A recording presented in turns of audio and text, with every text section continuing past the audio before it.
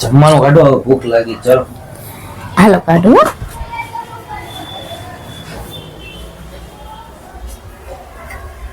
પછી મારો દીકરો ક્યાં ગયો તો, શું છે, કેમ હાલે છે બધું?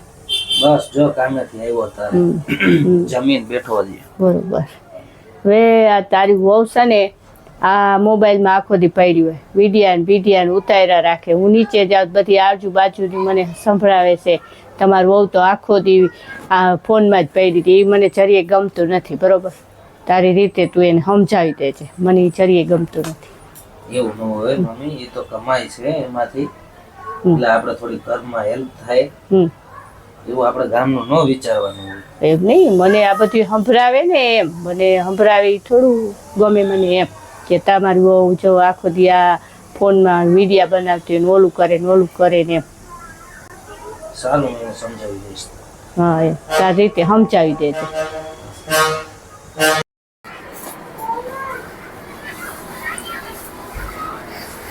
સાંભળ. હા આવ્યા તમે? હા, હવે આ મમ્મીને એને કાંઈ વિડીયો બનાવે છે કાંઈ ગમતું નથી, બરાબર? એને કોઈને કાંઈ ગમતું નથી. હવેથી વિડીયો બનાવ્યા છે ને તો તારો વારો છે, એટલે આજે હવેથી બંધ વિડીયો બનાવવાનો. પણ દીપક, હું ઘરનું બધુંય કામ કરું છું, કોઈને કાંઈ કામ અડવા નથી દેતી. રસોઈ કરી નાખું છું, ઘરનું કામ કરું છું. બપોરે ફ્રી હોય ત્યારે હું વિડીયો બનાવું છું. હું બધુંય સમજુ છું, પણ અત્યારે છે ને હાલ મમ્મીને નથી ગમતું એટલે બનાવવાના નથી, બરાબર? કેમ મમ્મીને અત્યાર સુધી તો કઈ વાંધો નતો દીપક?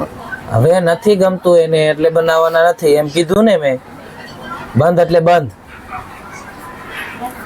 કઈ વાંધો નહીં, નહીં બનાવું. હવેથી આ વિડીયો મારે ક્યાંય ના જોઈ. હા.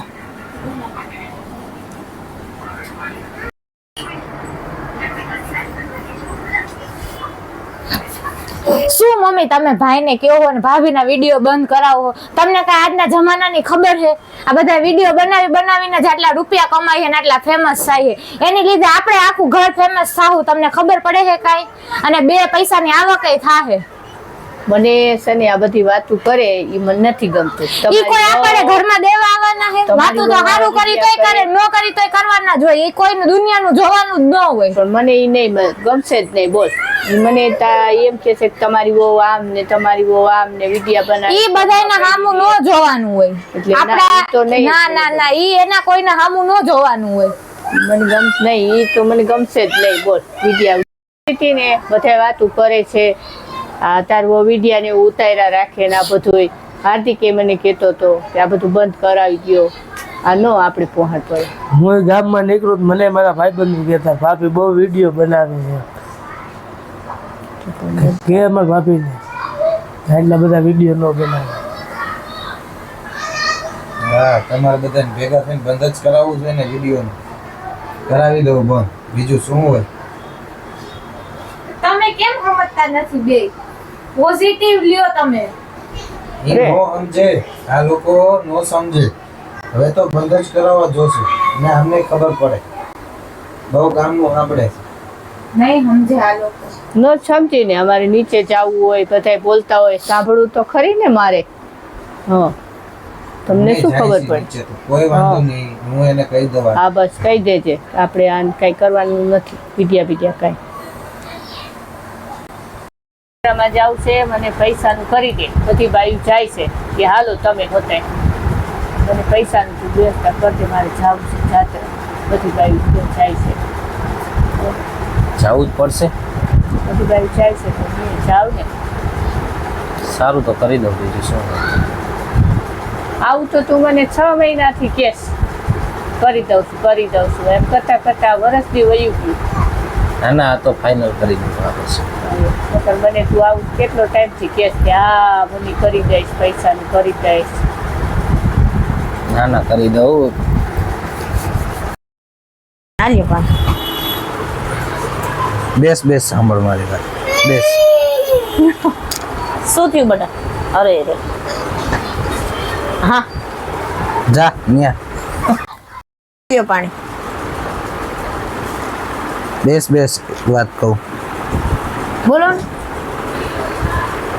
હવે મમ્મીને જાત્રાએ મોકલવાના છે અને મારી પાસે એટલા પૈસા છે નહીં.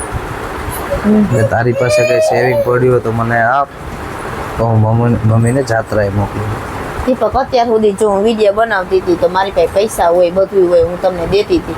હવે મારી પાસે પૈસા ક્યાંથી હોય? એ તો બધે તમે ઓલો હમણાં ધંધો કર્યો તો એમાં મેં તમને પૈસા દીધા. એ જ મારું છેલ્લું સેવિંગ હતું, એ મેં તમને બધું આપી દીધું. હવે નથી મારી પાસે પૈસા. મમ્મીને મોકલવાના છે ને.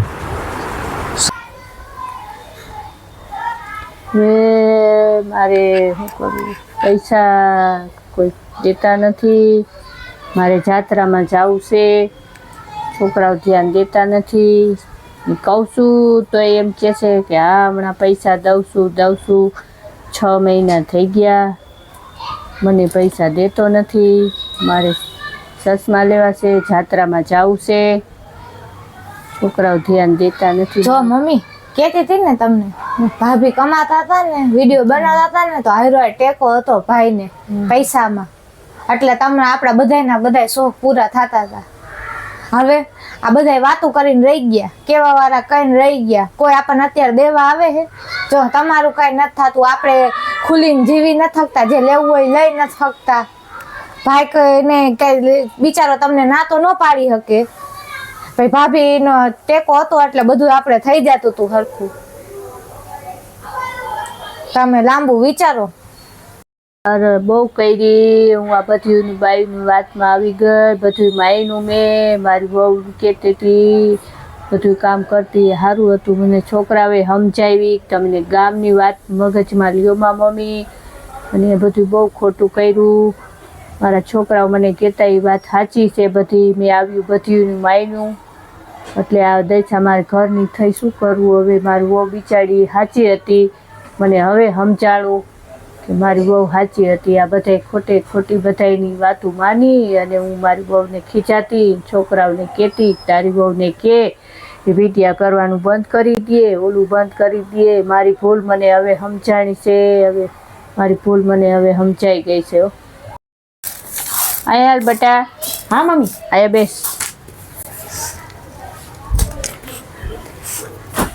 હા મમ્મી.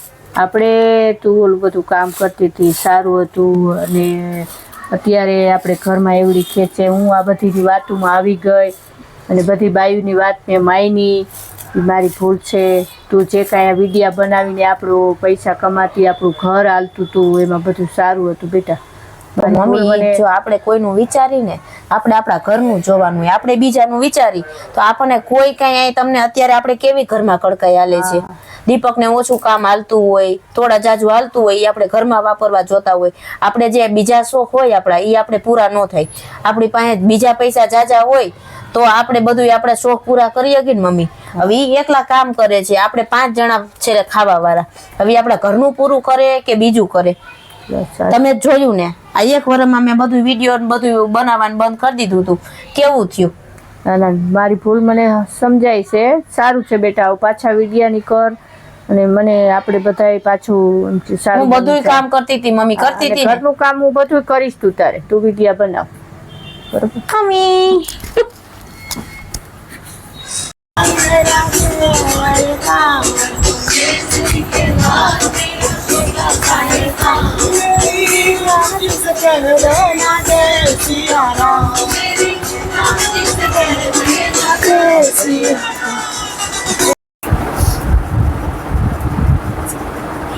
જમવાનું બની ગયું છે, આવી જાજો. હા.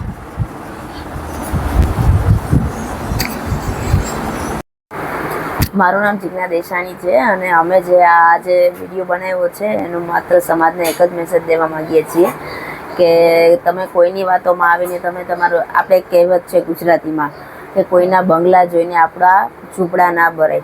તો મારા સાસુમાં પણ એવી જ રીતે બધા આજુબાજુવાળા કહેતા હશે કે તમારી બહુ આમ તેમ, તો એ માનીને એને મને બધું વિડીયા અને બનાવવાનું બંધ કરાવી દીધું હતું. પણ જેમ થોડોક સમય ગયો ત્યારે એને બધું સમજાઈ ગયું કે મારી બહુ કંઈ ખોટું ખરાબ નથી કરતી, હું એને ખોટી રીતે હેરાન કરતી હતી. અને જો એ કામ કરતી હતી તો સારું હતું, અમારે પણ ખુલ્લી રીતે અમે પૈસા વાપરી શકતા હતા અને બધી જે વસ્તુ લેવી હોય લઈ શકતા હતા. એટલે એ પણ પછી સમજી ગયા અને હવે કોઈ પણ કાંઈ પણ કહે છે તો એ સામે જવાબ આપી દે છે કે તમે તમારી વહુનું કરો, મારી વહુ જે કરે એ. તો બસ સમાજને આ એક જ મેસેજ દેવાનો છે કે કોઈનું જોઈને કોઈનું વિચારીને કોઈ શું બોલે છે એ ના જોવો. તમે તમારા ઘરનું જોવો અને તમારું કરો. બીજાનું જોશો તો તમે ભૂખ્યા રહેશો. જય શ્રી કૃષ્ણ.